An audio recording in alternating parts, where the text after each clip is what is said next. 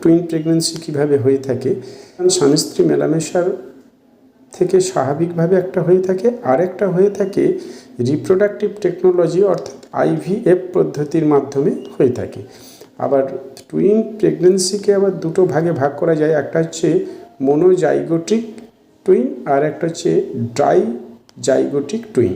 মোনোজাইগোটিক টুইনটা কি, প্রাকৃতিক নিয়মে মেয়েদের প্রতি মাসে ওভুলেশন হয় এবং ওই ওভাম স্পামের সঙ্গে ফার্টিলাইজেশন হয়ে জাইগোট তৈরি করে, জাইগোটটা দুটো ভাগে ভাগ হয়ে যায়, দুটো শিশুর জন্ম হয়, একে বলা হয় মোনোজাইগোটিক।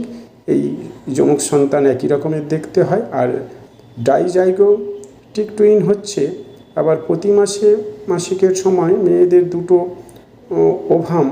ওভারি থেকে বেরিয়ে আসে এবং এগুলো ফার্টিলাইজেশন হয়ে দুটি সন্তানের জন্ম হয়। এরা আবার আলাদা টাইপের দেখতে হয়।